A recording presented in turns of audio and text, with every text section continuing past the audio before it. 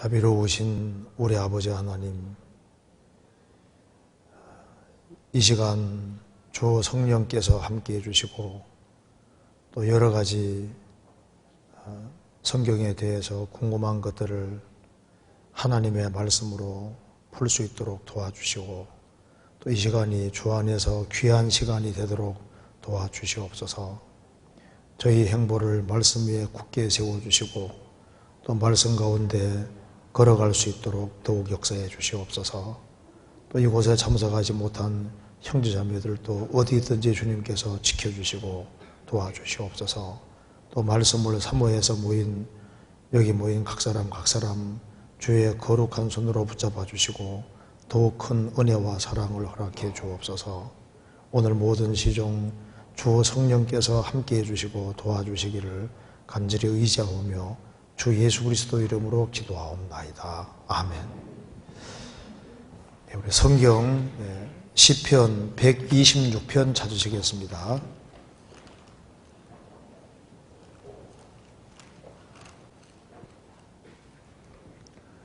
126편 1절부터 6절까지 제가 읽겠습니다.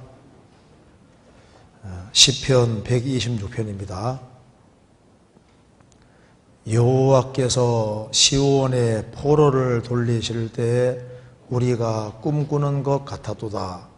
그때 우리 입에는 웃음이 가득하고 우리 혀에는 찬양이 차서도다.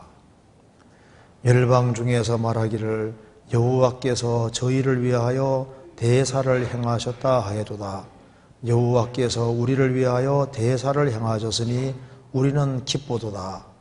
여호와여 우리의 포로를 남방 시내들 같이 돌리소서. 눈물을 흘리며 씨를 뿌리는 자는 기쁨으로 거두리로다.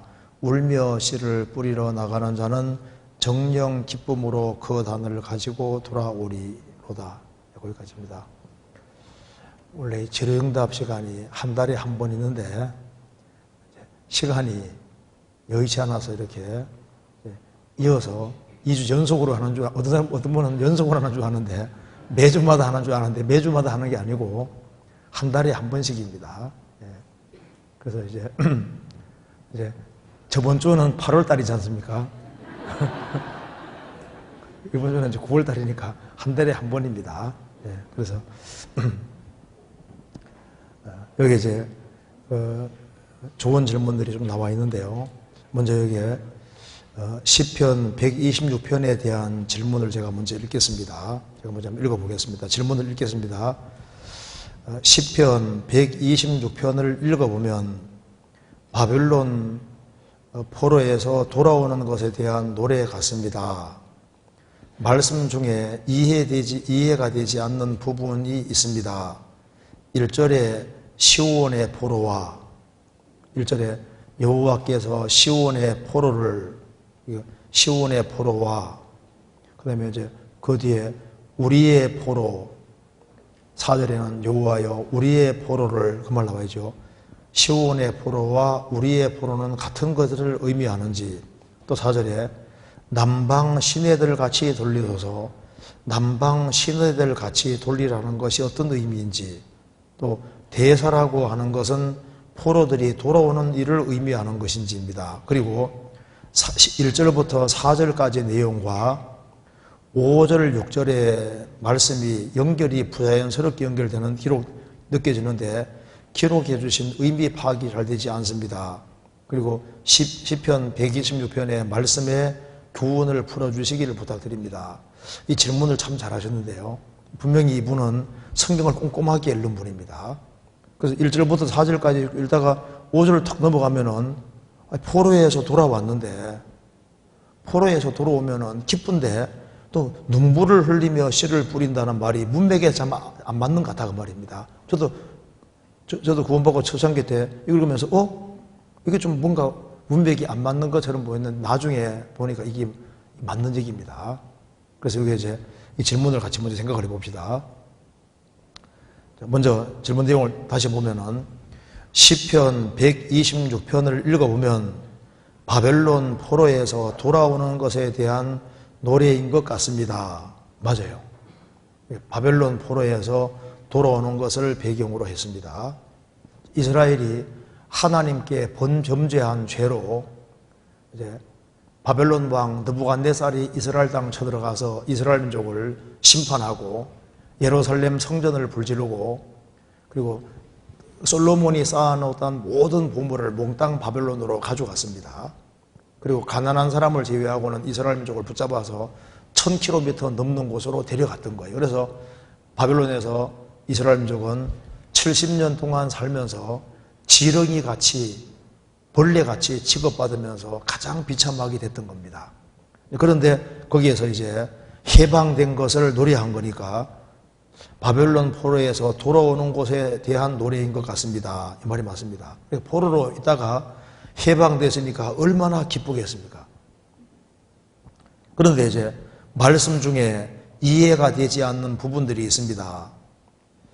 1절의 시온의 포로와 우리의 포로는 같은 것을 의미하는지, 물론 같은 내용입니다. 1절에 보시면은 여호와께서 시온의 포로를, 왜 시온의 포로라 했냐면은 시온은 이스라엘을 대표하는 겁니다. 그래서 시오니즘 운동하면은 이스라엘이 이제 이방 나라에 있다가 이제 이스라엘 땅으로 돌아가는 운동이 시오니즘 운동이거든요. 그래서 시온 하면은 이스라엘을 대표하는 겁니다.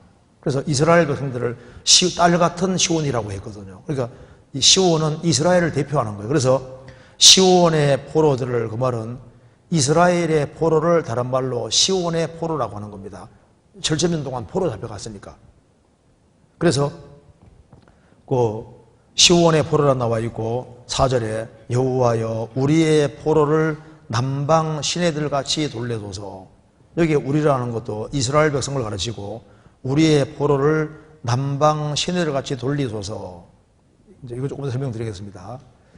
이스라엘이 바벨론에서 해방됐을 때 다 돌아온 게 아닙니다. 그래서 1차 때 조금 돌아오고 2차, 3차에서 귀환을 하는데 귀환을 안 하는 사람도 굉장히 많이 있었습니다.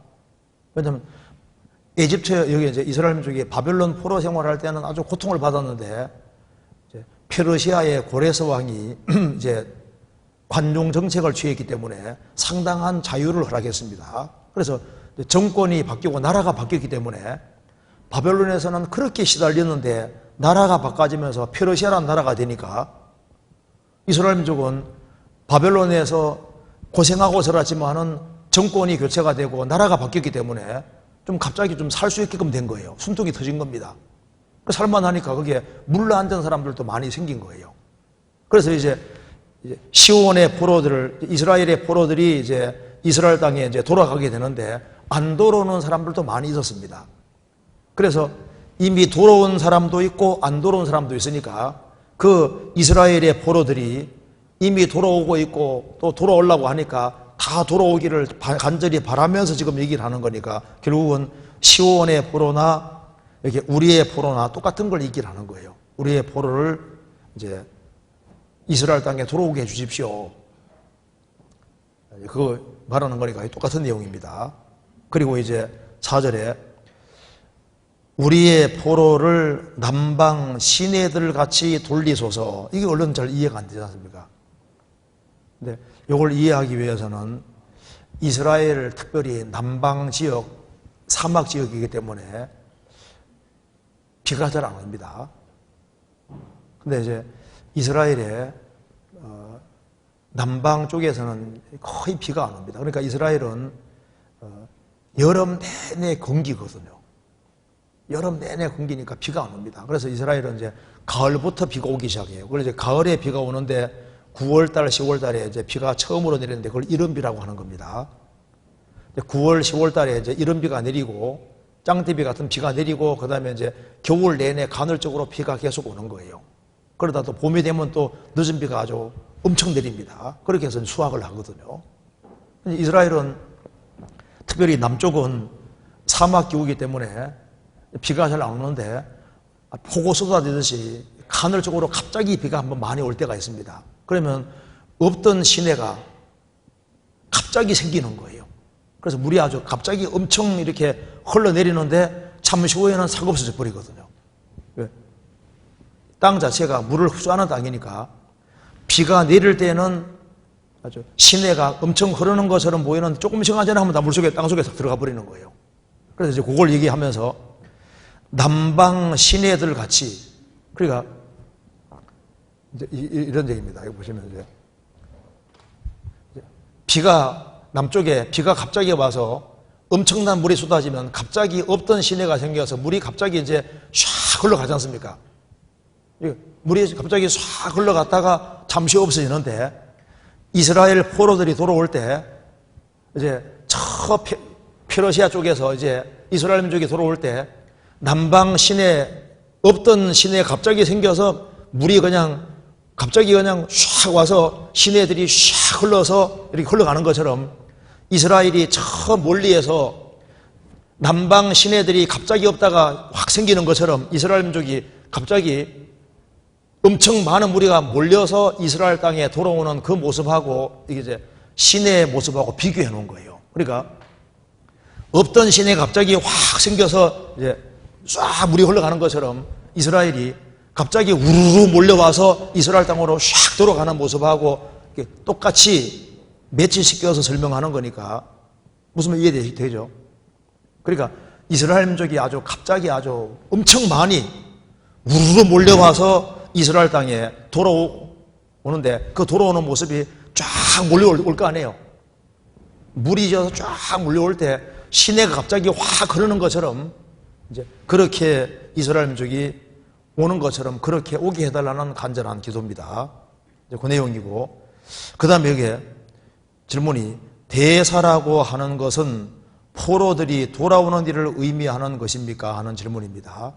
여기 보시면은요,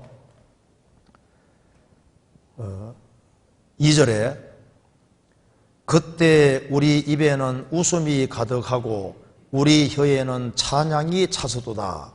열방 중에서 말하기를 여호와께서 저희를 위하여 대사 큰일을 행하셨다 하여도다.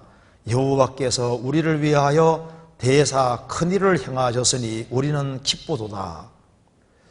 여기 성경에서 이스라엘이 70년 바벨론 포로에서 해방되는 것을 대사라고 했습니다. 왜 대사라고 했냐면 하나님이 하신 특별한 일이기 때문에 대사라고 한 거예요. 대사, 큰일입니다.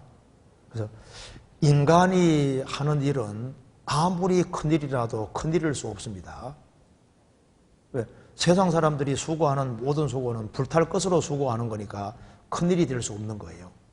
성경에서 항상 큰일이라고 한 것은 하나님과 관련돼서 큰일이라는 것을 사용하고 있습니다. 대사. 성경 한번 여기 대사에 대해서 몇 구절 한번 찾아봅시다. 여기 먼저 욥기 9장을 찾아봅시다. 욥기 9장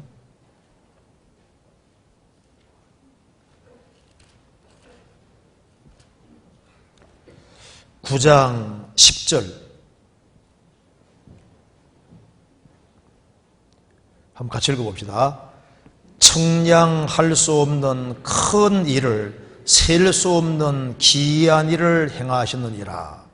하나님은 청량할 수 없는 큰 일이 대사입니다. 큰 일을 셀 수 없는 기이한 일을 행하시느니라. 그러니까 이 하나님이 행하시는 큰 일, 하나님 만드신 세계, 이 우주를 만드신 것은 정말 큰일 중에 큰일인 거예요. 이 우주를 만드신 건 엄청난 일입니다.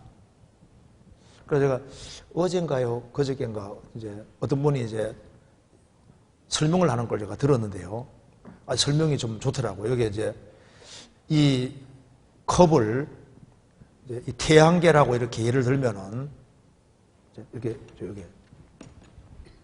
이 설명이 참 좋은 것 같아요. 그러니까 이 우주가 얼마나 큰지를 지금 설명하는 겁니다. 그러니까 태양계, 우리가 사는 이 태양계를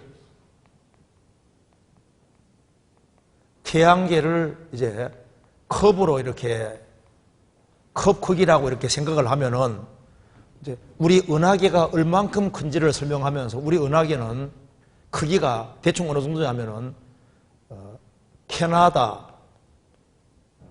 캐나다와 미국과 멕시코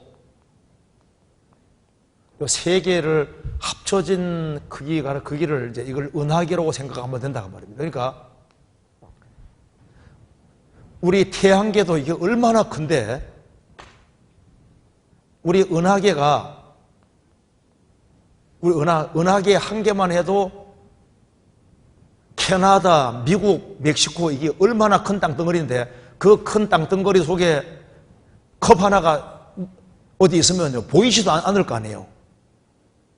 그러면 이런 은하계가 몇 개 정도가 있냐 하면은 우주에 1천억 개. 그러니까 은하계 한 개당 별이 한 1천억 개로 되어 있는데 1천억 개의 별로 구성되는 은하계가 1천억 개나 있을 거다 그 말입니다. 그러니 이 우주가 얼마나 큰지 상상할 수가 없는 거예요. 그러니까 태초에 하나님이 천지를 창조하시니라. 천지를 창조한 일은 정말 어마어마하게 큰 일이지 않습니까? 천지를 창조한 것은 정말 큰 일입니다. 그러니까 하나님은 정말 아주 어마어마하신 분인 거예요. 하나님이 무한히 크신 분입니다. 그러니까 무한히 크신 분이 이 우주를 만드셨는데 우주는 크기가 제한되어 있을까요? 무한히 클까요? 제한되어 있습니다. 왜 이 우주가 우리가 사는 이 우주가 상상할 수 없이 크지만은 이 우주가 무한대라면은 이 우주가 하나님이 되는 겁니다. 무한이라는 것은요, 피조물은 무한히 있을 수가 없는 거예요. 그러니까 성경에서 에베소서 4장에 말씀하시기를 하나님도 하나이시니 곧 만유의 아버지시라.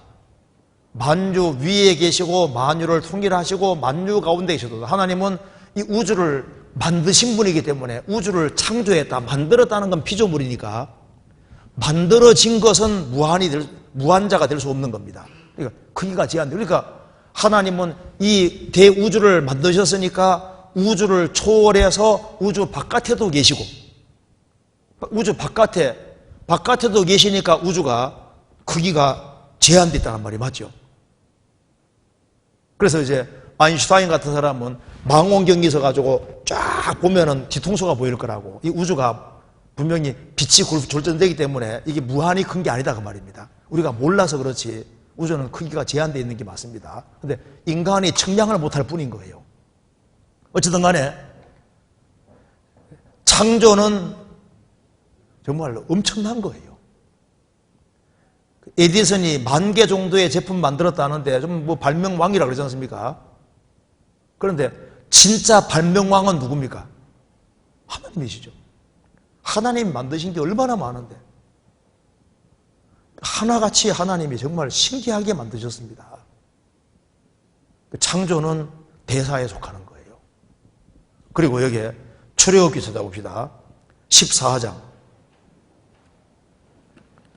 출애굽기 14장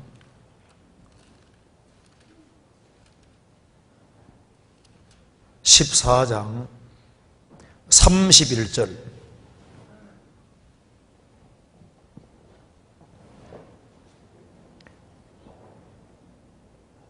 이스라엘이 여호와께서 애굽 사람들에게 베푸신 큰 일을 보았으므로 백성이 여호와를 경외하며 여호와와 그 종 모세를 믿었더라. 출애굽 당시에 이스라엘 백성들은 하나님이 에집트에 10가지 재앙 내리는 것을 직접 봤습니다. 그리고 홍해 바다가 정말 갈라지는 것을 봤는데 어떤 사람 질문하더라고요. 홍해 바다 갈라질 때 바람으로 갈라지게 했다고 했는데 바람에 날려가지 않았겠냐고 생각하는데 그런 걱정 안 해도 괜찮아요. 왜냐하면은 이렇게 출애굽한 자리가 이게 이제 넓이가 거의 한 6km 정도 됩니다. 6km 정도 되니까 길이가 13km가 넘고 그러니까 바람을 불게 해서 땅을 이제 이게 물이 물러가게 했을 때 바람이 불어서 바깥쪽으로 이렇게 쫙 불게 하면은 이 중앙으로 통과하는 거니까 킬로미터가 6km니까 바람이 불어서 하나님이 바깥으로 쫙 이제 불게 이렇게 했으니까 200만 명 되는 사람이 통과할 때 바람으로 불게 해서 이제 바닷물이 갈라지게 했을 때 바깥으로 이렇게 불게 하니까 이게 킬로미터가 굉장히 넓으니까 중간에 통과해도 날려갈 리가 있어요, 없어요? 날려갈 리가 없죠. 날려갔다 생각하면 안 됩니다. 날려갈 리가 없어요. 넓게 갈라졌으니까. 그래서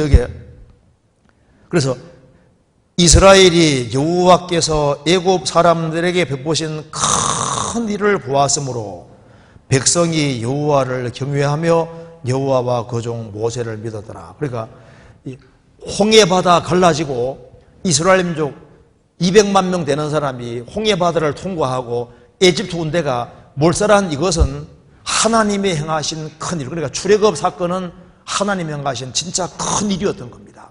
성경 찾아봅니다. 신명기 11장. 신명기 4장부터 보시겠습니다.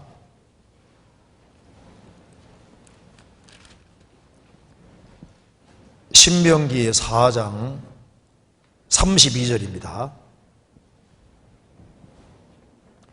출애굽한 백성들에게 하신 말씀입니다.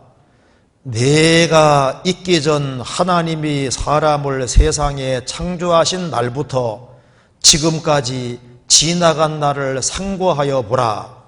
하늘 이 끝에서 저 끝까지 이런 큰 일이 있었느냐? 이런 일을 들은 적이 있었느냐? 어떤 국민이 불 가운데서 말씀하시는 하나님의 음성을 너처럼 듣고 생존하였었느냐? 어떤 신이 와서 시험과 이적과 기사와 전쟁과 강한 손과 편팔과 크게 두려운 일로 한 민족을 다른 민족에게서 인도하는 일이 있느냐? 이는 다 너희 하나님 여호와께서 애굽에서 너희를 위하여 너희의 목전에서 행하신 일이라. 이것을 내게 나타내심은 여호와는 하나님이시오 그 외에는 다른 신이 없음을 내게 알게 하려 하심이니라. 너희들은 지나간 날들을 상고해보고 역사의 과거를 돌이켜보라. 역사 속에서 이런 큰 일이 있었느냐? 출애굽 같은 큰 일은 없었다 그 말입니다. 하나님이 아주 강력히 역사에서 이스라엘 백성들을 에집트에서 건져내는 이런 큰 일은 없었다. 그런데 너희들은 친히 보지 않았느냐 이렇게 말한 겁니다. 신명기 11장 7절에 같이 읽어보겠습니다. 7절 같이 읽겠습니다. 너희가 여호와의 행하신 이 모든 큰 일을 목도하였느니라. 너희가 여호와의 행하신 이 모든 큰 일을 목도했다. 출애굽도 받고 하나님을 반역하던 나답과 아비후를 위해서 하나님이 땅을 쫙 열어서 고라 족속들을 하나님 대적하는 사람들 한꺼번에 땅 속에 샥 들어가는 것도 봤다 그 말입니다. 그래서 출애굽할 때 출애굽하고 40년 광야 생활 속에 주님이 엄청난 기적을 행하셨는데 그 출애굽 역사는 이거는 대사에 속하는 거예요. 그리고 이스라엘 민족이 바벨론 포로 잡혀갔다가 70년 만에 예언된 대로 이스라엘 민족이 이스라엘 땅에 돌아오는 것을 가리켜서 성경에서 대사라고 분명히 얘기했습니다. 성경 다시 한번 봅시다. 시편 126편입니다.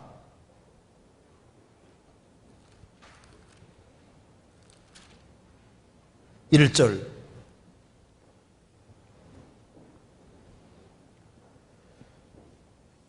여호와께서 시온의 포로를 돌리실 때 70년 동안 포로 생활하다가 고레스 왕의 칙령으로 해방령이 내려져서 해방이다, 돌아가도 좋다. 그럴 때 우리는 꿈꾸는 것 같아도다. 이게 꿈이냐 생시냐, 세상에 이런 일이 있냐 그 말입니다. 꿈꾸는 것 같아. 너무너무 기뻐했다는 겁니다. 그래서 그때 우리 입에는 웃음이 가득하고 우리 혀에는 찬양이 차섰도다. 이게 무슨 말입니까? 찬양이, 입에는 찬양이 꽉 찼다는 것은 입만 벌리면 찬송이 나오는 거예요.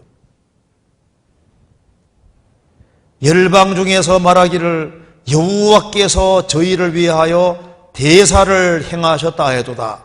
여호와께 소리를 위하여 대사를 행하셨으니 우리는 기쁘도다.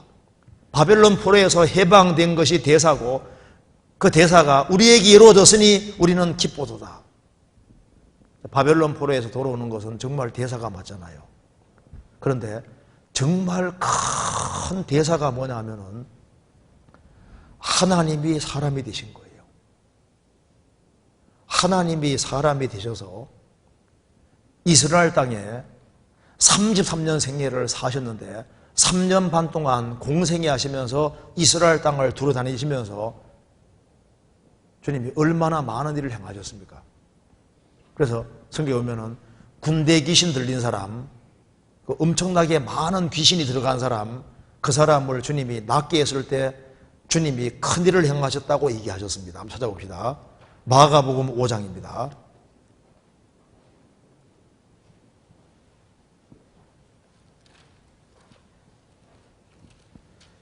마가복음 5장 19절.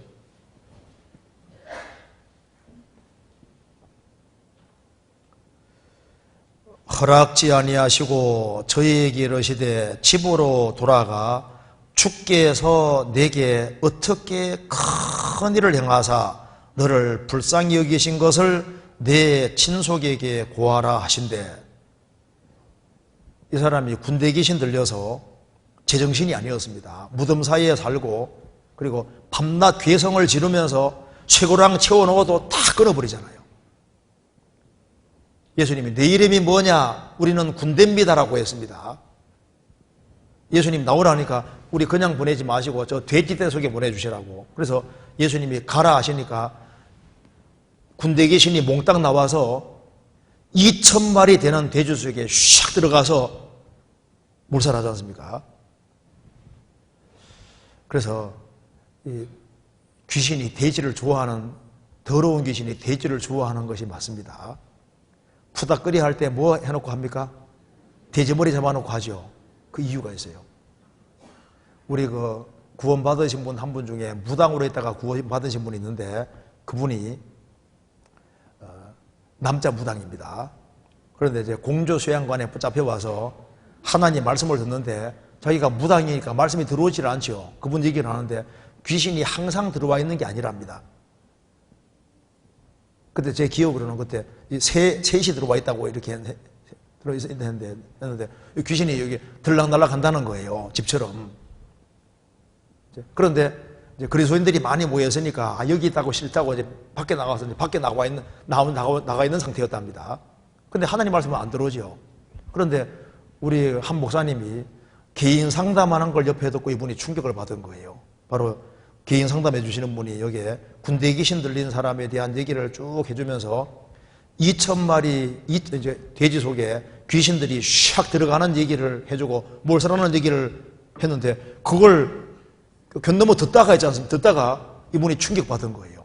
이건 내만 알고 있는 비밀인데 성경에 나와 있네. 자신이 푸닥거리 할 때 항상 돼지머리 잘라놓고 푸닥거리를 하는데 귀신이 쏙 들어가는 걸 돼지머리 속에 들어가고 난 다음에 삼지창 긴 거 있지 않습니까? 그거 가지고 돼지머리 탁 찍어서 딱 세우면 영락없이 서는데 그래서 자기가 용하던 소리를 많이 들어왔는데 그냥은 안 선답니다. 귀신이 들어가는 걸 보고 난 다음에 삼지창을 딱 찍어서 세울 때만 딱 선다고 하는 겁니다. 이건 내만 알고 있는 비밀인데 군대 귀신이 나와서 2,000마리 돼지 속에 샥 들어가는 것을 보니까 이 사람이 충격을 받은 거예요. 아, 성경은 하나님 말씀이고 예수님도 계시고 하나님도 계시고 그것 때문에 당장 그걸 알게 된 겁니다. 그리고 무당한 귀신 이제 지옥 간다는 소리를 많이 들었는데 이게 성경이 하나님 말씀이니까 큰일 났잖아요. 그때부터 바짝 말씀 들어서 구원을 받았습니다. 구원받고 이제 우리 믿는 사람들이 신당 다 깨주고 그리고 택시 운전사로 전업을 했습니다. 지금 택시 운전사입니다. 다행이죠. 구원받았으니까. 제가 알고 있는 한 무당은 구원받을 때 구원받기 직전에 귀신들이 나가는데 한 트럭이 나갔다고. 여기 한 사람에게 많은 귀신 들어갈 수 있는 거예요. 어쨌든 간에 그 엄청난 군대 귀신, 엄청나게 숫자가 많은 귀신이 들어갔는데 그 귀신이 나갔고 그리스도로 말미암아 구원받는 이것이 얼마나 큰일이냐 그 말입니다. 예수님 공생의 당시에 행하신 기적 중에서 제일 큰 기적은 나사로 살리는 겁니다. 죽은 지 나흘 된 나사로, 썩어서 냄새가 나서 나는 나사로 살린 것은 예수님 행하신 기적 중에서 제일 큰 기적입니다. 제일 큰 일이었던 거예요. 그렇잖아요. 그리고 이 우주 안에서 제일 큰 일이 뭔지 아시죠? 대사 중에 대사가 하나님이 사람이 되셔서 십자가에 죽으시고 부활하신 이거보다 더 큰 일은 지구상에 없습니다. 그래서 이 우주 안에서 제일 큰 대사는 성육신인 거예요. 예수님 육신 입고 오셔서 십자가에 죽으시고 부활하시고 이거보다 더 큰 일은 없는 겁니다. 성경 한번 찾아봅시다. 디모데전서 3장 16절입니다.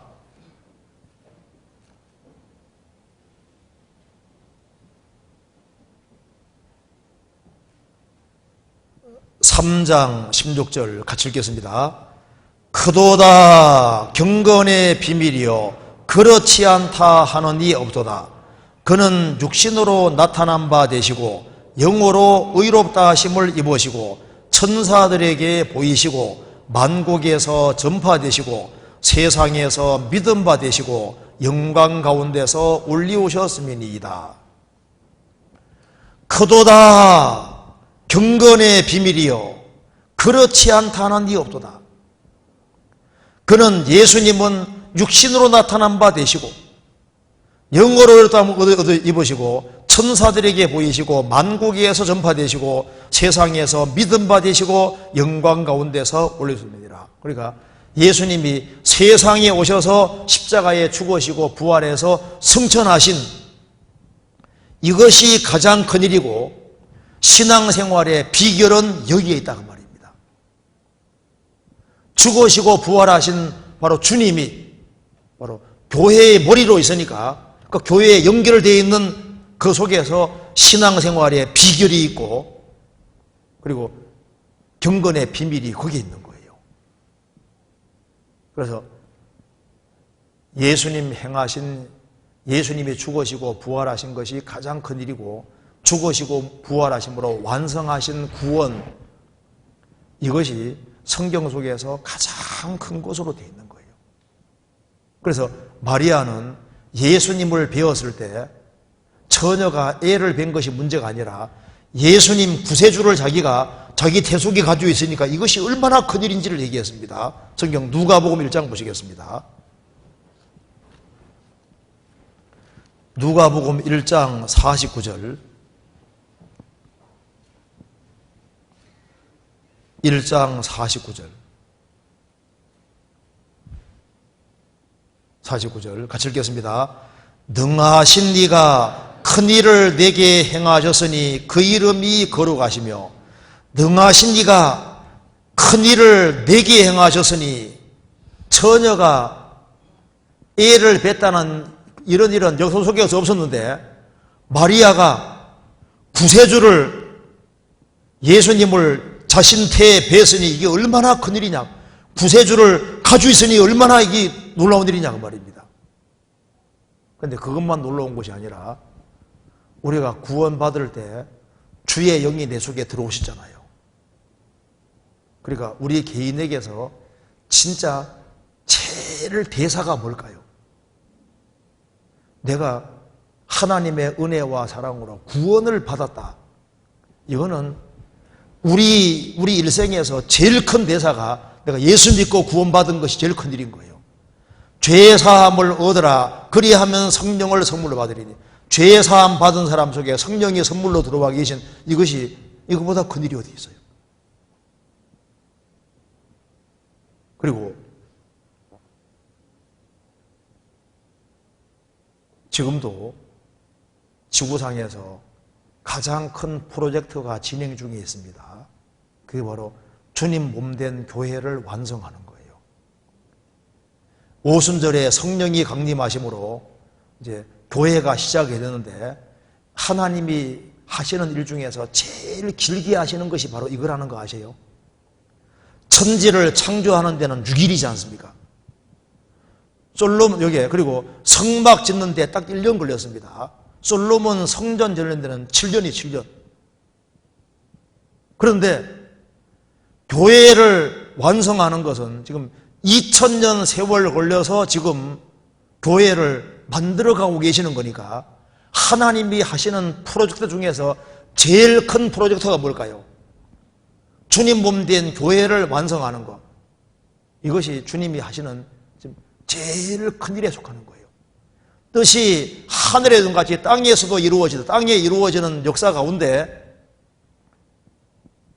제일 큰 프로젝트가 진행 중에 있는데 아주 엄청난 일이 지금 진행 중에 있는 거예요. 그래서 이 교회가 완성이 되면은 주님이 오시는데 하나님이 하시는 일 중에서 제일 큰 스케일이 큰 프로젝트는 교회밖에 없습니다. 그렇잖아요. 그래서 이 우주 안에서 제일 큰 자는, 큰 분은 예수님이고 예수님께 연결된 사람이 큰 자라는 거 아세요? 대기업의 회장님이 큰 자가 아니고 대통령들이 큰 자가 아니고 진짜 큰 자는 구원받은 사람이 큰 자인 거예요. 보통 큰 사람들은 큰 일을 하잖아요. 그렇지 않습니까? 뭐 이제 슈퍼마켓 경영하는 분하고 대기업 하는 사람하고 뭐 스케일이 다르잖아요. 큰 자가 큰 일을 하는데 뭐가 큰 일일까요?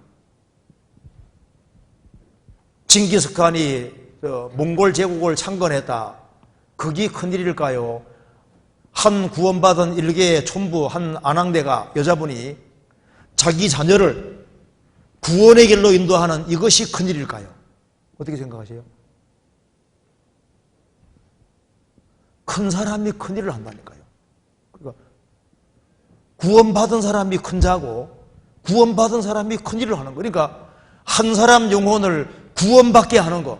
그리고 신앙생활 잘 못하는 사람을 신앙생활 잘하게 도와주고 한 사람을 세워주는 것은 이 지구를 세우는 것보다 더 큰 일이잖아요. 그렇지 않습니까? 여호수아는 하나님께 기도해서 태양을 세웠습니다. 태양, 지구, 달 세웠지 않습니까? 여호수아 10장에 나오지 않습니까? 그게 큰일입니까? 넘어져가는 성도 하나를 세우는 게 큰일입니까? 어떻게 생각하세요? 사람 세우는 것이 제일 큰일인 거예요. 그게 큰일인 겁니다. 성경 한번 찾아봅시다. 스가랴 4장입니다.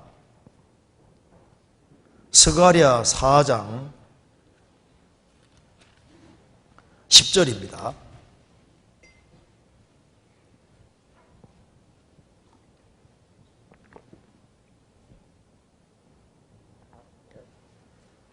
작은 1316페이지입니다. 16페이지. 작은 일의 날이라고 멸시하는 자가 누구냐? 이 일곱은 온 세상에 두루 행하는 여호와의 눈이라. 다림줄이 스룹바벨의 손에 있음을 보고 기뻐하리라. 이스라엘이 이제 바벨론 포로 잡혀갔다가 1차 포로 기간에 이제 스룹바벨이 돌아왔습니다. 돌아와서 이제 솔로몬 성전이 파괴됐으니까 스룹바벨 성전을 짓는데 솔로몬 성전은 아주 멋있었는데 스룹바벨 성전은 너무너무 초라한 거예요. 그래서 스룹바벨이 성전 짓는 일은 너무나도 초라하고 재료도 빈약하고 하니까 작은 일의 날이라고 멸시하는 사람이 있었던 겁니다. 작은 일의 날이라고 멸시하는 자가 누구냐? 스룹바벨이 성전을 지었고 그 스룹바벨 성전을 헤롯 대왕이 증축해 줬습니다. 그런데 스룹바벨이 지은 그 성전에 예수님이 오셨잖아요. 예수님이. 그러니까 스룹바벨 성전 이건 엄청 크고 중요한 일인데 이것을 작은 일의 날이라고 멸시하는 자가 있었습니다. 우리 이번에 7차에 걸쳐서 하기소양회를 치렀는데 그게 얼마나 큰 일인지를 주님 앞에 가면 알게 될 겁니다. 한 사람 영혼을 세우는 일이, 구원받게 하는 일이 얼마나 큰 일인데요. 그리고 신앙생활 잘 못하던 사람이 신앙생활 잘 할 수 있게끔 주님을 붙잡고 살게 되는 일이 얼마나 큰 일인데, 그까짓 거, 구역 집회 그까짓 거, 천만의 말씀인 거예요. 이게 얼마나 큰 일인데요. 작은 일의 날이라고 멸시하는 자가 누구냐? 까딱 잘못하면은 무엇이 큰 일인지를 잊을 수 있습니다.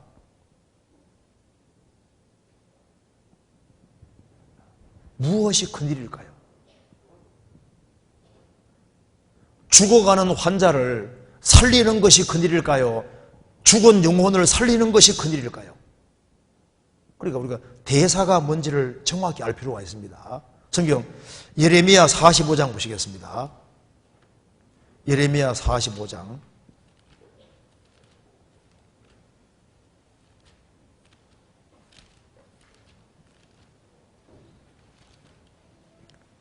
1절입니다.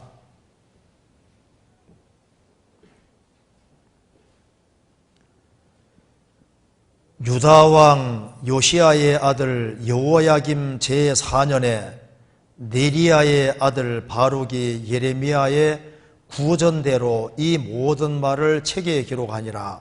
때에 선지자 예레미야가 그에게 말하여 가로되, 바룩아, 이스라엘의 하나님 여호와께서 내게 이같이 말씀하시되, 너가 일찍 말하기를 슬프다, 여호와께서 나의 고통에 슬픔을 더하셨으니 나는 나의 탄식으로 피곤하여 평안치 못하도다 하셨고, 또 내게 이르시기를 너는 그에게 이르라, 여호와께서 이같이 말씀하시기를 보라, 나는 나의 세운 것을 헐기도 하며 나의 심은 것을 뽑기도 하나니 온 땅에 이러하거늘 내가 너를 위하여 대사를 경영하느냐, 그것을 경영하지 말라. 지금 이스라엘 나라가 망하게 생겼는데 나라를 걱정하지 아니하고 너는 너 개인적인 슬픔 때문에 그것에 마음에 붙잡혀 있냐? 하나님이 책망했습니다. 너가 너를 위하여 대사를 경영하느냐, 그것을 경영하지 말라. 그런데 이 바룩은 그래도 하나님을 경외하는 사람이기 때문에 예루살렘 멸망시키는 중에 생명은 주님이 건지게 도와주셨습니다. 그런데 예레미야만큼 마음은 합당하지 않았던 거예요. 그는 자신의 어떤 개인적인 문제를 하나님 일은 하지만은 개인적인 것을 큰일로 생각하고 나라가 망하게 생겼는데 그것에 대해서는 크게 생각하지 않았던 겁니다. 이스라엘의 운명을 크게 생각 안 했다고 말입니다. 우리 개인에게도 마찬가지입니다. 우리가 도대체 무엇을 큰일로 생각할까? 예수님이 신약 시대를 살아가는 우리에게 큰일이 무엇인지를 분명히 지정해 주셨습니다. 요한복음 14장 보시겠습니다.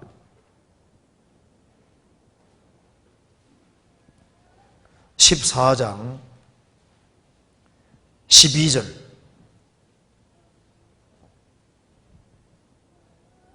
같이 읽어보겠습니다.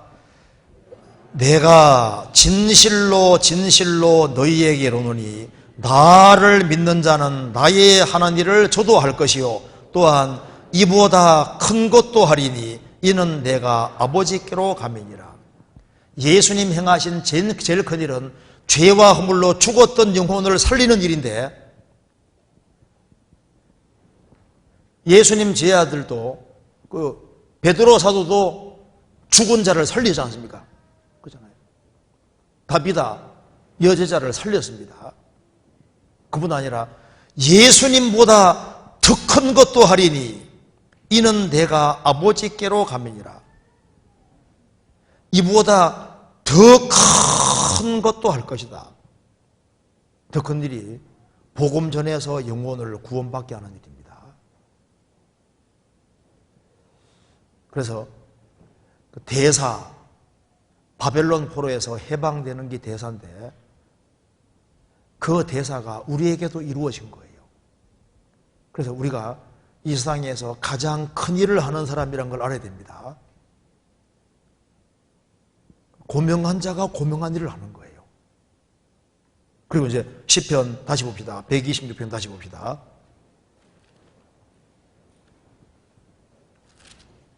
이제 그러면서 여기에 이제 대사를 행해서 이제 포로 돌아오는 걸 얘기를 하면서 왜 이게 4절까지 얘기하면서 우리는 기쁘도다 그랬는데 5절에 갑자기 눈물을 흘리며 씨를 뿌리는 자는 기쁨으로 거두리로다. 울며 씨를 뿌리러 나가는 자는 정령 기쁨으로 그 단을 가지고 돌아오리다. 이게 1절과 4절을 하고 5, 6절이 잘 뭔가 연결이 부자연스럽다 그 말입니다. 근데 이것이 맞아요. 왜 맞냐 하면은 이거 한번 봐봐요. 왜 이 말씀이 맞냐 하면은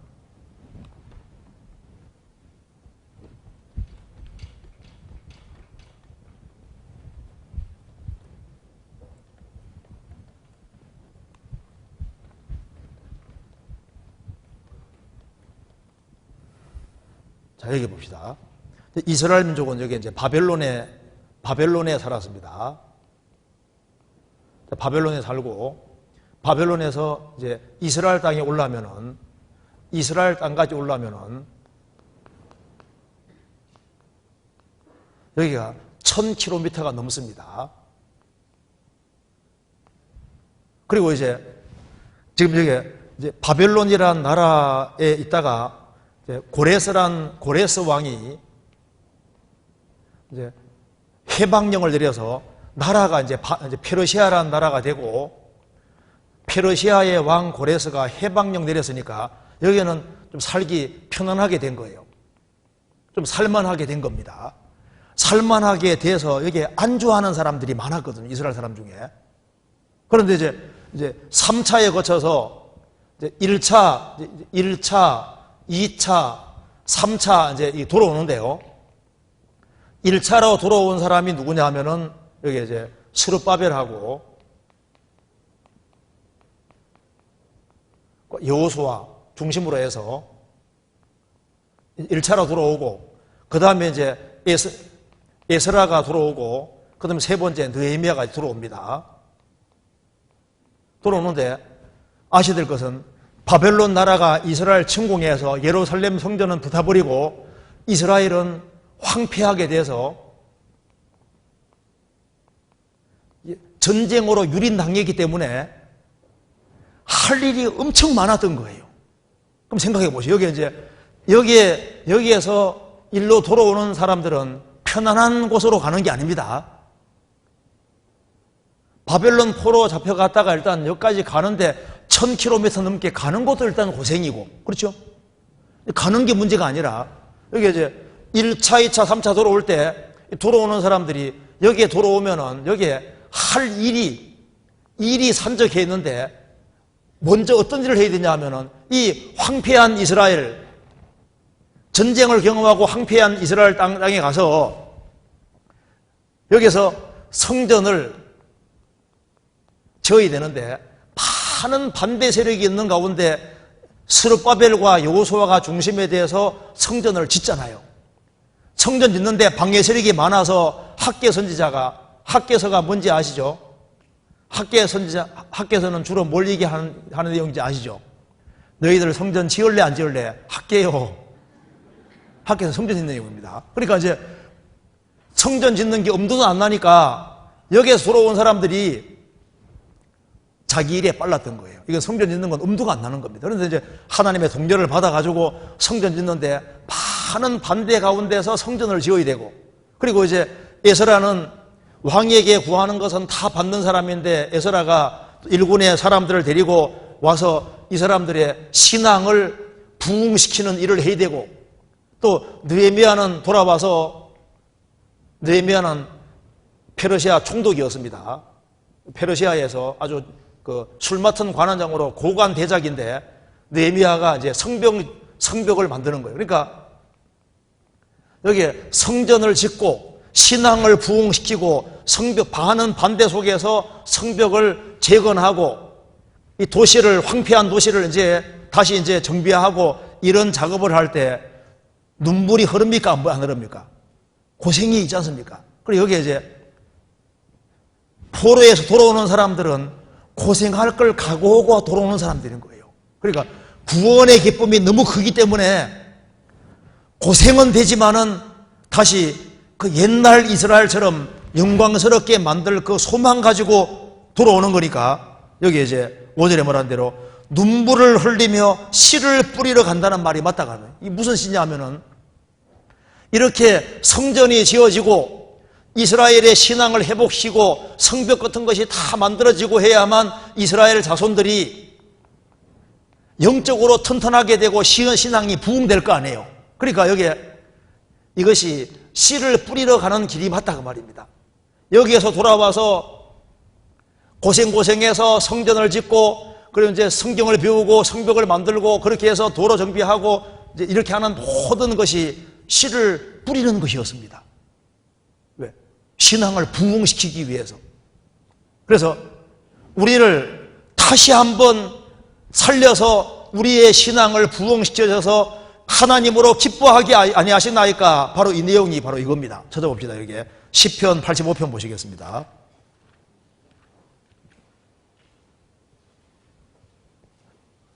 1절에 보시겠습니다. 85편 1절. 여호와여 주께서 주의 땅에 은혜를 베푸사 야곱의 포로된 자로 돌아오게 하셨으며 주의 백성의 죄악을 사하시고 저희 모든 죄를 덮으셨나이다. 6절 같이 읽겠습니다. 우리를 다시 살리사 주의 백성으로 주를 기뻐하게 아니하시겠나이까.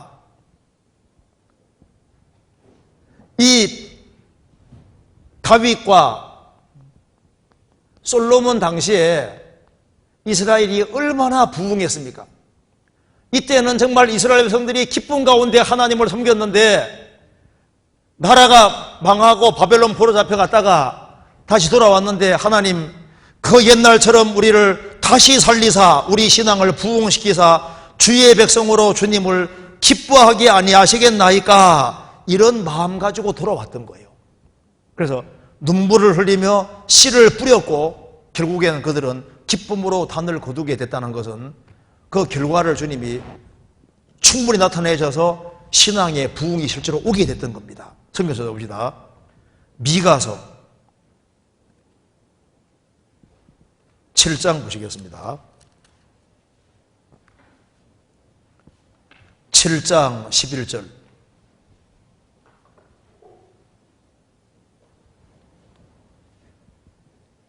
(1297페이지입니다) 내 성벽을 건축하는 날. 미가서 7장 1297페이지입니다. 11절. 내 성벽을 건축하는 날 곧 그날에는 지경이 넓혀질 것이라. 그리고 그날에는 아수르에서 애굽 성읍들에까지 애굽에서 하수까지 이 바다에 저 바다까지 이 산에 저 산까지 사람들이 내게로 어떻게 해요? 돌아올 것이나. 돌아온다 그러죠. 그리고 17절에 그들이 뱀처럼 티끌을 핥으며 땅에서 기는 벌레처럼 떨며 그 좁은 구멍에서 나와서 두려워하며 우리 하나님 여호와께로 돌아와서 주로 인하여 두려워하리이다. 그래서 스룹바벨이 성전을 만들고 또 에스라는 신앙을 부흥시키고 느헤미야는 성벽까지 건축하고 이렇게 하니까 성벽을 건축하는 그날 이제 눈물을 흘리면서 씨를 뿌렸으니까 그 씨를 뿌린 결과 12절에 말한 대로 사람들이 많은 곳에서 내게 돌아올 것이고 그들이 뱀처럼 티끌을 핥으며 땅에서 기는 벌레처럼 좁은 구멍에서 기어 나와서 항복하고 나온다 그 말입니다. 그래서 이것이 전부 다 눈물을 흘리며 씨를 뿌린 결과니까 요 이제 1절하고 4절과 5절, 6절이 자연스럽지 않은 것이 아니라 자연스러운 거 맞죠? 자연스러운 게 맞잖아요. 그리고 여기 이제 그리고 이제 시편 26편의 말씀에 교훈을 풀어주시기 바랍니다. 그래서 이것도 똑같은 겁니다. 우리하고 교훈이 맞죠. 우리도 사탄의 권세 아래 포로로 있다가 거기서 우리가 해방이 돼서 하나님이 우리에게 대사를 행하셨으니 우리는 기쁘도다. 그리고 이제 구원을 받은 게 이제 확실하면은 우리가 우리의 가정에 씨를 뿌리는데 복음을 받아들이면 눈물을 흘릴 필요 없잖아요. 집안 식구들을 구원시키려고 할 때 이 복음의 씨를 뿌릴 때 많은 눈물이 흐르고 받아줘야죠. 그래서 많은 눈물을 흘리는 가운데 희생하고 수고하는 가운데 그 가운데 기쁨으로 단을 거두게 되는 겁니다. 그러니까 여기에 이 바벨론 포로에서 돌아오는 이 내용은 결국은 우리 신앙생활하고 직결되어 있는 것이 맞는 거예요. 이해되시죠? 그 다음 질문 넘어가 보겠습니다. 두 번째 질문 봅시다. 이 말씀 중에 이제 그리스도인은 혼자서는 신앙생활을 못하며 서로 동고동락해야 한다고 하셨는데 구체적으로 동고동락하는 삶이 어떤 것인지 자세히 알고 싶습니다. 이것도 참 좋은 질문이잖아요. 그리스도인은 혼자서는 신앙생활을 못한다. 말씀 중에 그렇죠. 혼자서는 신앙생활을 못합니다. 혼자서 신앙생활을 하면은 할 수 있으면 이런 말씀이 필요 없습니다. 성경 찾아봅시다. 마태복음 16장.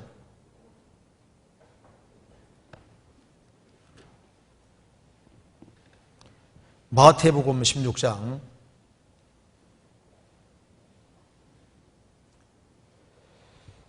18절에 보시겠습니다. 또 내가 네게로 오노니 너는 베드로라. 내가 이 반석 위에 내 교회를 세우리니 음부의 권세가 이기지 못하리라. 너는 베드로라. 너는 페트로스라. 내가 이 페트라 위에, 이 페트라는 예수님입니다. 반석이 예수님입니다. 이 페트라 위에, 이 반석 위에 내가 내 교회를 세우리니 음부의 권세가 이기지 못하리라. 구원받으면 되지 교회가 뭔 필요가 있냐고 말입니다. 혼자 신앙생활을 할 수 있으면 주님이 교회를 굳이 언급할 필요가 없는 거예요. 교회, 에클레시아, 신앙생활은 곧 교회 생활입니다. 신앙생활은 개인생활, 교회생활, 가정생활, 사회생활 이런 거 돼 있는데 교회 신앙생활은 곧 교회 생활인 거예요. 왜? 교회를 떠나서 신앙생활이 있을 수가 없거든요. 그럼 왜 혼자서는 신앙생활을 못하느냐? 그게 이유가 있는 겁니다. 혼자서 신앙생활 잘하면 좋겠지만 그게 안 되게 되어 있습니다. 왜 그러냐 하면은 성경에서 간단하게 예를 들어 봅시다. 왜 혼자는 신앙생활 안 되냐 하면은 골로새서 2장 보세요. 골로새서 2장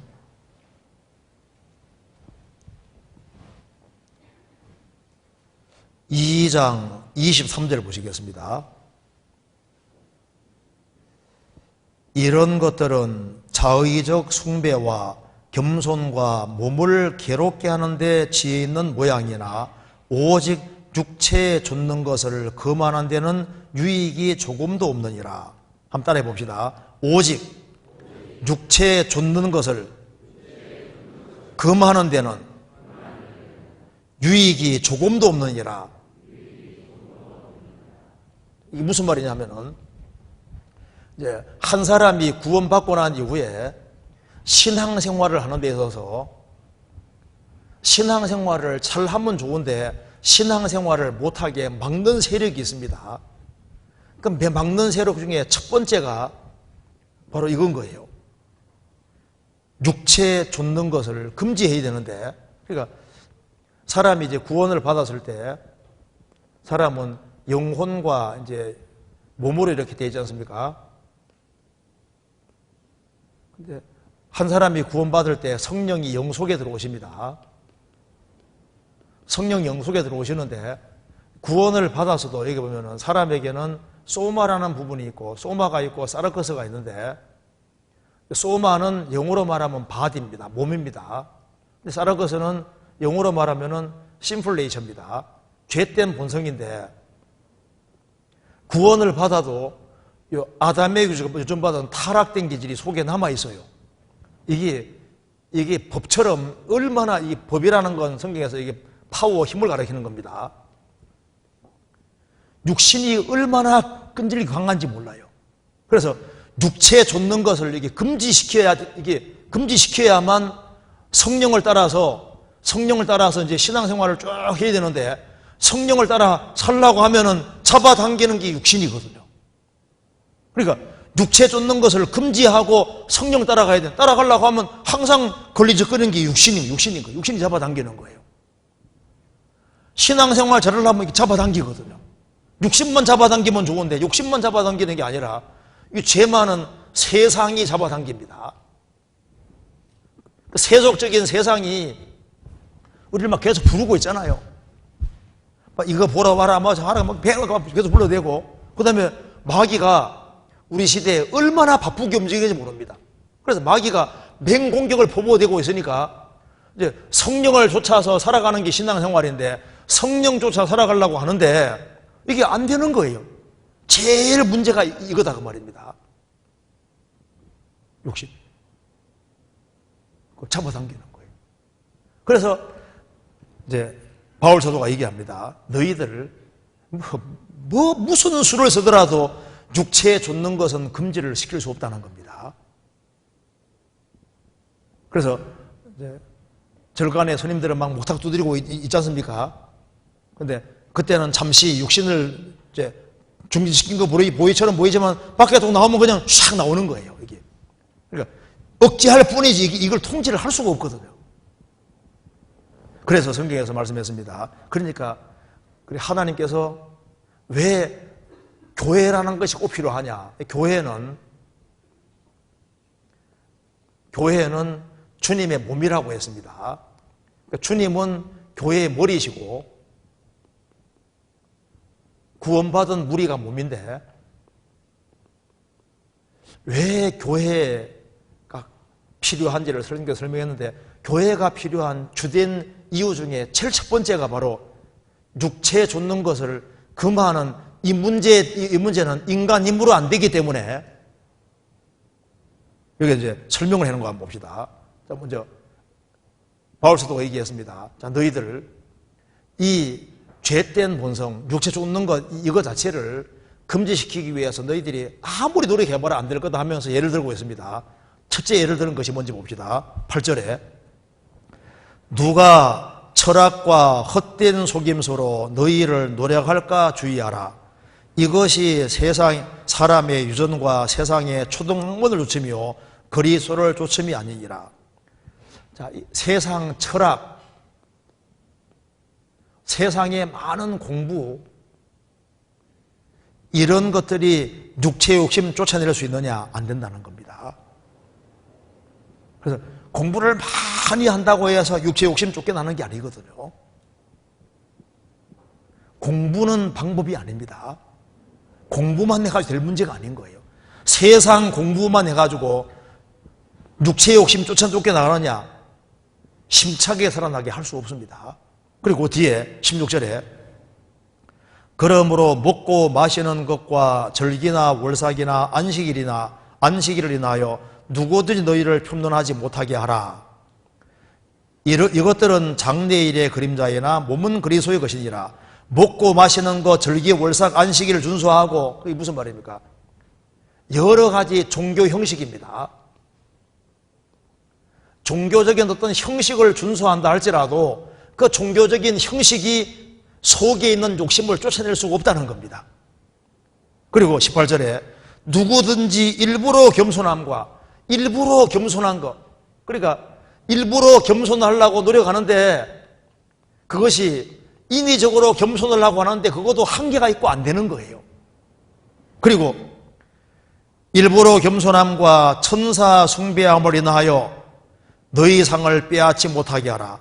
천사를 숭배하고 이제 어떤 신령한 존재를 숭배하고 한다 할지라도 될 문제가 아니라는 겁니다. 그러면서 저가 그 본 것을 의지하여 그 육체의 마음을 조차 헛되이 가장하고 본 것을 의지하며 신비한 환상입니다. 기도 많이 하고 해가지고 신비한 환상 보는데 그 신비한 환상을 본다 할지라도 그런 것이 육체 욕심 쫓아내는 것이 아니다. 그리고 21절에 곧 붙잡지도 말고 맛보지도 말고 만지지도 말라 하는 것이니 이 모든 것은 쓰는 대로 부패로 돌아가리라. 사람의 명과 가르침을 줬느냐. 붙잡지도 말고 맛보지도 말고 만지지도 마라. 금욕주의를 가르치는 겁니다. 금욕주의. 이건 붙잡지도 말고 맛보지도 말고 만지지도 말고 결혼도 하지 말고 금욕을 하는데 금욕주의를 한다 할지라도 육체 욕심은 안 쫓겨나갈 거다. 그럼 어떻게 해야 되느냐? 그러니까 너희들이 아셔야 될 것이 있습니다. 한 사람이 구원받고 난 다음에 혼자 신앙생활 하겠다. 얼마 시간 지나가면 육신입니다. 그대로 세상으로 돌아가요. 안 돼요. 그래서 한때는 막 신앙생활 힘차게 잘하던 사람이 구원받은 무리를 뚝 떨어지면은요, 그냥 힘이 없거든요. 그냥 육신인 거예요. 그래서 육체에 좇는 것을 금하는 데는 유익이 조금도 없느니라. 이 세상에 어떤 것을 추구해도 육체의 욕심은 쫓겨나지 않는다 그 말입니다. 어떻게 해야 되느냐? 그러니까 방법이 있는데 방법이 바로 19절이라는 겁니다. 같이 읽읍시다. 19절 같이 읽겠습니다. 머리를 붙들지 아니하는지라 온몸이 머리로 말미암아 마디와 힘줄로 공급함을 얻고 연합하여 하나님이 자라게 하심으로 자라느니라. 머리를 붙들지 아니하는지라 온몸이 머리로 말미암아 마디와 힘줄로 공급함을 얻고 머리 대신 주님께로부터 공급함을 얻고 공급함을 얻는 가운데 잘하면은 힘이 있고 힘이 있으면은 육신은 올라오지만은 쳐서 육신은 파도처럼 올라오지만은 쳐서 굴복시키면서 정상적으로 신앙생활을 할 수 있다 그 말입니다. 그래서 영어로서 유기행실을 죽이면 살리니 그 말대로 성령의 도우심으로 공급으로 이게 되게 돼 있는 거예요. 그러니까 머리를 어떻게 붙잡느냐? 온몸이 머리로 말미암아 마디와 힘줄로 공부하고 있고, 그래서 이것이 신앙생활에서 아주 중요한 겁니다. 그래서 여기 이제 질문하는 내용 중에 이 말이 맞는 거예요. 말씀 중에 그리스도인이 혼자서는 신앙생활을 못한다고 했다. 이건 틀림없는 사실입니다. 혼자서는 신앙생활이 안 됩니다. 그래서 이제 성경 서에서 읽어보면 항상 구원 다음에 항상 교회를 말하고 있습니다. 구원 다음에 교회. 그리고 이제 그 다음 질문 내용에 보면은 서로 동고동락해야 한다고 하셨는데, 그렇죠. 성경 그렇게 나와 있잖아요. 그러면 이제 구체적으로 동고동락하는 삶이 어떤 것인지 자세히 알고 싶습니다. 이거 참 이게 중요한 질문이잖아요. 성경 한번 찾아봅시다. 요한복음 15장 한번 찾아봅시다. 15장 3절에 보시겠습니다.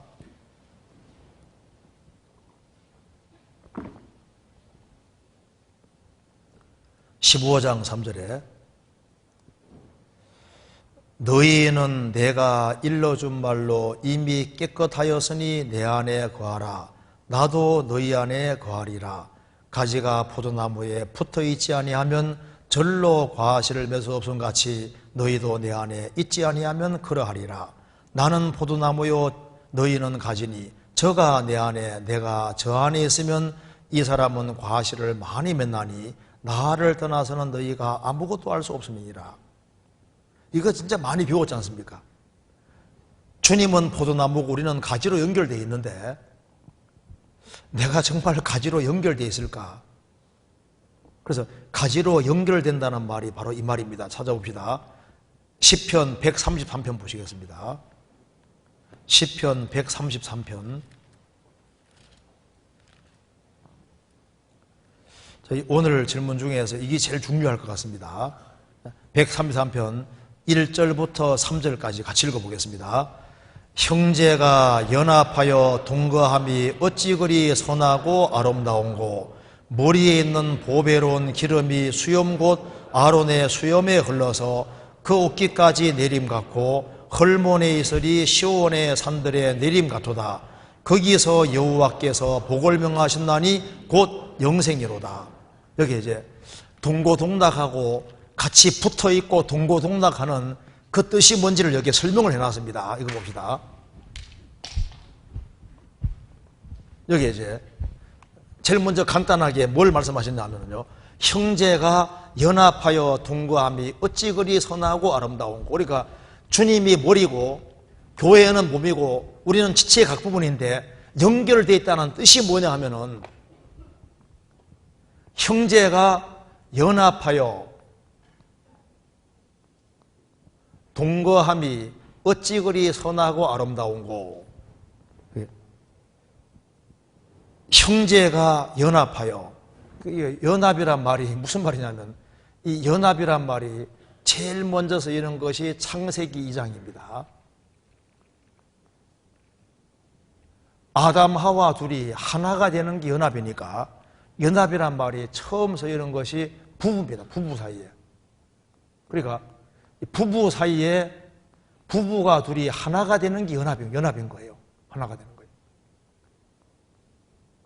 구원받은 사람들은 주 안에서 하나입니다. 운명 공동체가 된 거예요. 형제가 연합하여 연합할 때 뭘 떠올리면 되냐면은, 남편 아내가 하나가 되는 게 연합인 거예요. 주님이 간절히 원하시는 게 뭐냐면, 구원을 받은 사람들이 주 안에서 서로 하나가 되는 것을 원하시는 겁니다. 하나가. 그리고 여기 하나가 되는 것이 연합인데, 일단은 교리적으로 알면서 연합이 되고 마음에서 연합이 되고, 그래서 일단 믿고 아는 것이 똑같아야 되는 거예요. 우리가 다 믿는 것과 아는 것이 하나가 되어, 믿는 것과 아는 것이 하나가 될 때 연합이 되거든요. 그래서 부부를 할지라도 사상이 다르고 생각이 다르면 하나가 될 수 없는 거예요. 그래서 형제가 연합하여, 그러니까 믿고 하는 것이 똑같아야 되는 겁니다. 형제가 연합하여 동거함이, 동거라는 것은 같이 함께 살아가는 것이 동거입니다. 그러니까 내가 주로 누구와 함께 시간을 보내고 있느냐, 이걸 생각해야 되는데, 우리가 사실 부모가 있고 자녀들이 이렇게 있으면은 세상에서 제일 자주 만나는 사람이 누굴까요? 가족이에요, 가족. 구원받은 사람들은 사실 가족입니다. 한 피바다 한 몸 이름 형제자매. 그래서 원래는 구원받은 사람은 한 가족인 거예요. 우리 러시아 가면 무의 아디라시미 해가지고 우리는 한 가족입니다. 그리스도 안에서 한 가족이기 때문에, 그래서 운명 공동체고, 그래서 세상에서 저녁마다 만나는 곳은 가족이잖아요.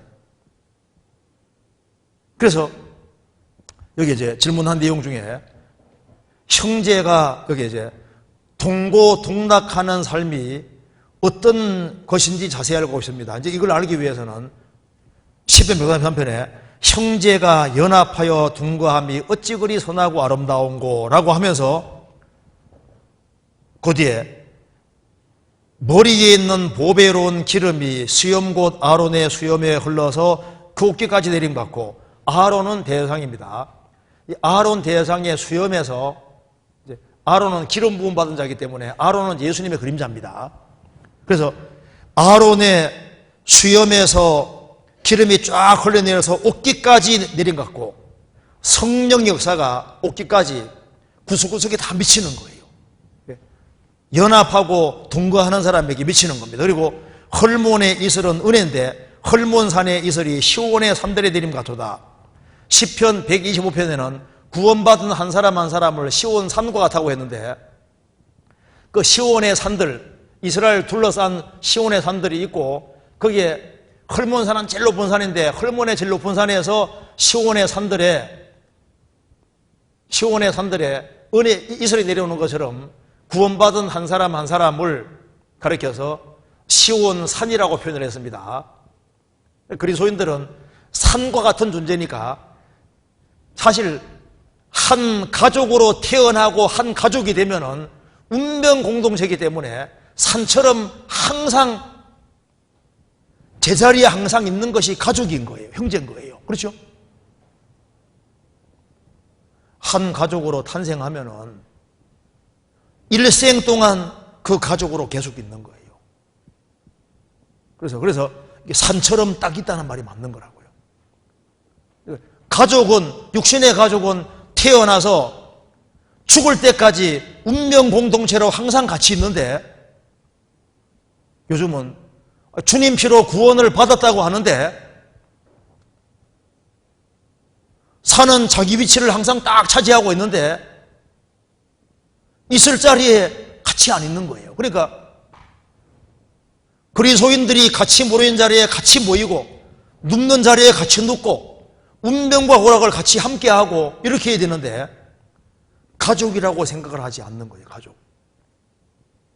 우리가 지금 육신적으로 이제 숫자가 많기도 많고 하기 때문에 이제 그렇게 가족처럼 지내지 못하는데 할지라도 속으로는 가족이라고 생각을 해야지 맞는 겁니다. 그런데 이제 문제는 여기에 동고동락 안 하는 것이 뭐냐 하면은 구원을 받았다고 말은 하지만은 구원 안 받은 사람하고 더 친한 사람들이 있는 거예요. 그러니까 어떤 사람은 가족은 멀리하고 불량배들만 가까이 하는 사람이 있거든요. 이제 이 가족으로 탄생했는데 맨 이제 집 나가가지고 집에는 안 들어오고 바깥에서 친구들하고 어울리면서 가족을 싫어하고 가족 바깥에 있는 것을 좋아하면은 이게 진짜 문제잖아요. 그러니까 한 사람 구원받았다고 말은 하는데 맨 있는 거 보면 구원받은 식구들하고 같이 안 있고 주일만 잠깐 울고 비치고 일주일 동안은 어디가 있는지 없어. 그리스도인들이 모이는 곳에 없어요. 그러니까 우리가 하나님의 권속이란 말은 하나님의 가족이란 말인데 구원받은 사람은 원래 동고동락하도록 부르심을 받은 거예요. 운명과 오락을 함께 하도록 하기 때문에 지금은 직장생활도 하고 뭐 해야 되니까 이제 서로 바쁘고 하니까 자주 못 만나 할지라도 수시로 기회 있을 때마다 만나려고 하는 그런 마음을 가지고 그렇게 해야지 이게 맞는 거라고요. 그러니까 형제가 연합하여 동거하는 걸 가르쳐서 이것을 가르쳐서 붙어있다 이렇게 말하는 거예요.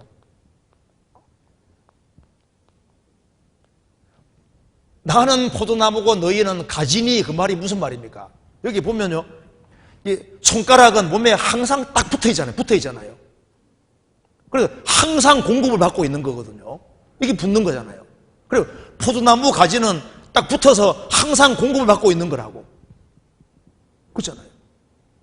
그러니까 이제 이걸 쉽게 말하면은 연합하고 동거하는 것이 이게 가족이에요, 가족. 가족이니까 같이 더불어 살 생각을 하고 그러니까 이제 집은 따로따로 있지만은 그래서 시간만 나면은 그리스도인 만나려고 그리고 시간만 나면 같이 신앙 안에서 교제하고 그런데 시간을 그리스도인과 함께 하는 곳이 아닌 딴 데서 시간을 많이 보내려고 생각하면은요 그것도 진짜 문제가 있는 거예요. 그래서 주님께 시간을 조금만 보내고 딴 데서 시간을 많이 보내려고 하면 저 사람이 가족인지 하숙생인지 여기 이제 동거라는 말하고 하숙이란 말이 다릅니다. 하숙생이라는 노래도 있죠. 하숙생. 구원받았는데 어떤 사람은 구원받아 안 하는데 계속 하숙생이에요.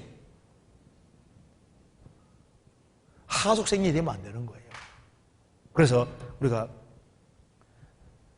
친밀하되 구원받은 사람하고 친밀하게 되려고 노력해야 되는 것이 맞는 겁니다. 구원받은 사람하고. 그래서 서로 닮아가는 거예요. 성경 시보리에서 10장에 보시겠습니다. 시보리에서 10장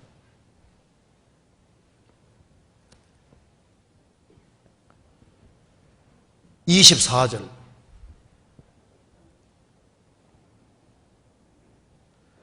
서로 돌아보아 사랑과 선행을 격려하며 모이기를 피하는 어떤 사람들의 습관과 같이 하지 말고 오직 권하여 그날이 가까움을 볼수록 더욱 그리하자. 그날이 가까움 볼수록 그 말은 주님의 재림이 가까움을 볼 수 있다는 얘기입니다. 주님의 발자국 소리를 들을 수 있는 거예요. 주님의 재림의 날이 다가오는 걸 보면 볼수록 더욱 모이기 힘쓰자. 그 말은 모이지 않으면은 신앙생활하기가 점점 더 어려워지는 세상이란 걸 설명하는 겁니다. 그런데 이런 것이 있어요. 모이기 힘쓰라 그랬는데 어떤 데 보면, 어떤 단체 보면요, 자기들끼리만 좋아. 보면, 그러니까 이게 모이기를 힘쓰라 그랬는데 이것도 목적이 분명하지 않은 모임은 합당하지 않습니다. 그러니까 어떤 단체 보면요, 막 자기들끼리 죽고 못 살아. 막 자기들끼리 모여서 얼마나 재미가 있는지요.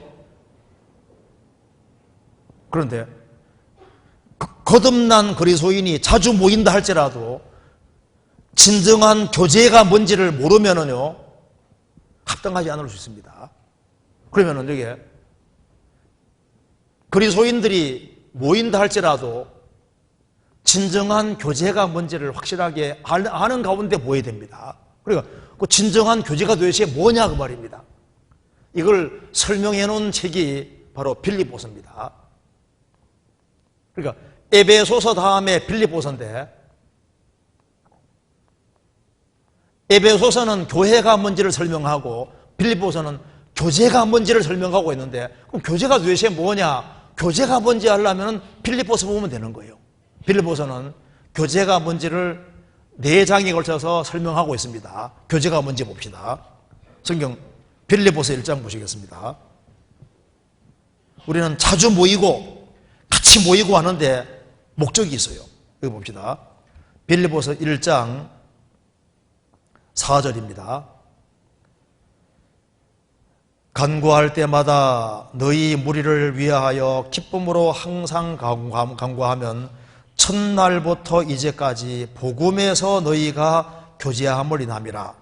너희 속에 착한 일을 시작하신 이가 그리스도 예수의 날까지 이루실 줄을 우리가 확신하노라. 복음이, 교제가 시작된 것은 복음을 깨닫고 복음 안에서 교제가 시작이 됐습니다. 그러니까 우리의 교제는 복음 안에서의 교제인 거예요. 그리고 진정한 교제는 복음을 위해서 일심이 되고 하나가 되는 것이, 이것이 교제인 겁니다. 그게 1장 27절입니다. 오직 너희는 그리스도의 복음에 합당하게 생활하라. 이는 내가 너희를 가보나 떠나 있으나 너희가 일심으로 서서 한 뜻으로 복음의 신앙을 위하여 협력하는 것과, 여기에 이제 진정한 교제가 뭐냐 하면은 복음을 깨닫고 복음 안에서의 교제인 거예요. 복음 깨닫고 우리 어떻게 하면은 복음을 잘 전할 수 있을까? 그래서 복음 중심으로 한 마음이 되어서 복음의 신앙을 위해서 운명과 오랑 함께 안고 싸우는, 이것이 주님 볼 때 진정한 교제다 그 말입니다. 같이 매번 모이는데 왜 모이냐 그 말입니다. 우리는 복음을 위해서 같이 모이는 거예요. 내가 깨달은 복음이 제일 중요하기 때문에 이 복음을 받아들이면 천당 가게 되는 건데, 지옥 갈 사람을 천국 가게 만드는 거니까 이게 얼마나 중요한 일인 거예요. 그러니까 우리 보면요, 독립투사들 손 다 깨물고 있지 않습니까? 혈서 쓰는 거 보셨죠? 어떤 데는 어떤 막 깡패들은 막 손가락 자르더라고. 한 마음 해가지고 탁 잘라가지고 혈서 쓰고 우리 가지 않습니까? 그런데 우리는 그리스도의 복음을 깨우친 사람들인 거예요. 복음을 깨우친 사람은 복음이 얼마나 크고 중요한지를 알기 때문에 그리스도의 희생으로 완성하신 이 구원, 이 복음 중심으로 교제가 시작이 됐고, 복음의 신앙을 위해서 같이 협력하고 복음 때문에 우리가 중심에 살아가는 겁니다. 그래서 첫째는 복음 중심으로 교제가 될 때 복음 중심으로 동고동락인 거예요. 우리가 학위 수행한 것도 그 참 불편한 자리에 왜 자냐 하면 그게 복음을 위해서 동고동락 하는 거예요. 그리고 그 다음에 무엇이 교제냐? 빌립보서 2장 1절에 보시겠습니다. 그러므로 그리스도 안에서 무슨 권면이나 사랑의 무슨 위로나 성령의 무슨 교제나 긍휼이나 자비가 있거든. 여기 이제 성령의 무슨 교제란 말이 나와 있지 않습니까? 그래서 이 그리스도인의 교제는 성령 안에서 성령과 함께 하시는 교제인데, 이 성령과 함께 하는 이 교제 안에서 문제가 생기면 안 된다 그 말입니다. 그리고 문제가 안 생기는 방법을 말씀했습니다. 한 장 넘겨봅시다. 여기에 14절 같이 읽어보겠습니다. 모든 일에 원망과 시비가 없이 하라. 여기에 우리가 이제 복음 안에서 복음을 위해 협력하고 같이 이제 수고하고 복음 전하기 위해서 이제 이렇게 같이 협력하고 수고하는 가운데 이제 갈등과 문제들이 생길 수 있습니다. 복음을 전하기 위해서 여러 가지 갈등이 생길 수 있는데, 원망과 시비가 생길 수 있는데, 이 원망과 시비를 없애는 길이 뭐냐? 그러니까 성경에서 말씀했습니다. 어떻게 해야 되느냐? 여기에 5절에 너희 안에 이 마음을 품어라. 곧 그리스도 예수의 마음이니 그는 근본 하나님의 본체시나 하나님과 동등됨을 취할 것을 여기지 아니하시고 오히려 자기를 비워 종의 형체를 가져 사람들과 같이 되었고 사람의 모양으로 나타나셨음에 자기를 낮추시고 죽기까지 복종하시고 십자가에 죽으심이라. 그러니까 그리스도인들이 복음 안에서 교제하는 마음의 자세는 그리스도 예수의 마음인데, 두 가지 마음을 가지고서 두 종류, 그러니까 첫째는 겸손한 마음, 또 한 가지는 죽기까지 복종하셨다, 충성된 마음. 그래서 복음과 함께 운명과 고락을 함께 하는데, 그리스도인들이 같이 이렇게 모이다 보면은 원망과 시비가 생길 수 있는데, 복음 안에서 교제하는데 마음 자세는 그리스도 예수의 마음, 서로 낮추고 마음을 낮추고 충성하는, 이것이 교제에서 필요한 것이다. 그리고 이제 세 번째는 진정한 교제가 뭐냐? 빌립보서 3장 보시겠습니다. 3장 10절 같이 읽겠습니다. 내가 그리스도와 그 부활의 권능과 그 고난의 참여함을 알려하여 그의 죽으심을 본받아. 참여 2번 밑에 뭐라 했습니까? 교제라고 했죠? 그러니까 3장에서는 뭐가 교제냐? 그리스도와 그 부활의 권능과 고난의 참여함을 알려하여 그의 죽으심을 본받아. 그러니까 고난에 참여하는 것이 교제다 그 말입니다. 뭐 형제님 자매님 하면서 이제 입으로만 이렇게 하는 게 교제가 아니고, 물론 그것도 교제긴 교제지만은 그리스도의 고난에 참여하는 것이 교제인 거예요. 복음을 위해서 같이 협력할 뿐 아니라 희생하고 수고하고 그리스도의 죽음을 본받는, 그것이 교제인 거예요. 그리고 무엇이 교제냐 하면은 4장 봅시다. 4장에서는 이렇게 말했습니다. 14절. 그러나 너희가 내 괴로움에 함께 참여하였으니 잘하여도다. 참여 2번 밑에 뭐라 했습니까? 혹 교제라 그랬죠? 빌립보 사람들아, 너희도 알거니와 복음의 시초에 내가 마케도니아를 떠날 때 주고받는 내 일에 참여한, 2번 밑에 교제를 했습니다. 교제한 교회가 너희 외에 아무도 없었느니라. 데살로니가에 있을 때에도 너희가 한 번, 두 번 나에 쓸 것을 보내어도다. 바울 사도가 복음을 전할 때 빌립보 성도들이 복음 전하는 것을 물질적으로 도왔습니다. 한 번, 두 번 전도를 잘하도록 물질적으로 도운 것을 가르쳐서 그걸 참여라 교제라고 했습니다. 그러니까 교제가 뭔지 아시겠죠?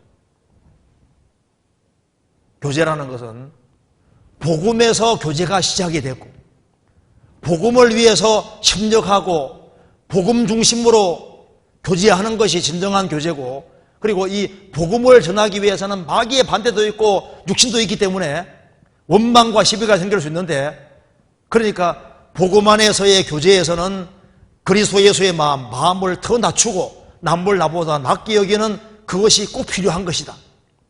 그리고 이 복음을 위해 복음 안에서 교제는 이건 희생과 수고고 고난에 참여하는 것이 그게 교제다 그 말입니다.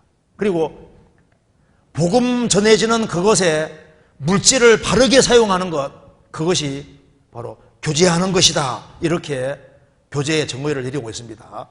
그래서 이 교제는 우리가 동고동락한다는 것은 우리가 지금 자나깨나 어떻게 하면 복음이 잘 전해질까? 그리고 내가 돈을 벌어도 돈을 잘 벌어서 어떻게 하든 간에 이 복음이 전해지는 곳에 잘 사용해야 되겠다. 그리고 이제 복음 잘 전해지기 위해서는 전국적으로 일꾼이 많이 생겨야 되지 않습니까? 그래서 신실한 전도자들이 많이 일어나기 위해서 기도하고, 그리고 또 구원받은 사람 중에 특별히 어린 생명들을 잘 돌봐주고 하는 모든 것 자체가 복음 때문에 다 그렇게 하는 거예요. 그래서 우리가 이제 신앙생활을 하는 가운데 있어서 그리스도 안에서 동고동락하고 운명과 고락을 함기 위해서는 이 모든 걸 일단 배우기 위해서는 일단 자주 모여야 되는데 시간을 안 내요. 그래서 이게 그래서 동고동락하는 것을 배우기 위해서는 가족은 어떻든 간에 매주 집에는 들어오잖아요. 집에는 들어와서 한마디라도 말을 하지 않습니까? 매일 집에 들어오는 것처럼요. 제발 내 구원받은 사람 얼굴 좀 자주 보자 하는 그런 마음 가지고 그렇게 하는 속에서 이제 교제를 배우고, 그리고 이제 주님 원하시는 뜻을 행할 수 있으리라고 생각을 합니다. 이제 시간이 돼가지고 오늘 질문을 여기 2개밖에 못 받았습니다. 다음 기회에 또 이어서 하도록 하겠습니다. 같이 기도하시겠습니다. 자비하신 우리 아버지 하나님, 저희들을 주의 보배로운 피로 구원해 주신 것을 감사합니다. 주님께서 말씀하신 대로 저희들 모이기를 더욱 힘쓸 수 있도록 도와주시고, 우리의 시간과 물질, 우리의 에너지를 주의 복음과 영광을 위해 살 수 있도록 도와주옵소서. 저희들은 썩어질 세상에 살면서 썩지 않는 영원한 것을 위해 살아가는 사람인 줄 압니다. 우리의 마음을 일깨워 주시고 우리가 이 세상에서 가장 큰 일을 하는 사람들이란 것을 잊지 않을 수 있도록 도와주시고, 특별히 우리의 사랑하는 가족들, 우리의 친척들, 이웃들에게 이 귀한 복음을 더욱 담대히 증거할 수 있도록 도와주옵소서. 여기에 참석하신 모든 분들에게 더욱 크신 은혜와 사랑을 주시고 또 주 안에서 주님이 굳건하게 세워주옵소서. 주 예수 그리스도 이름으로 기도하옵나이다. 아멘.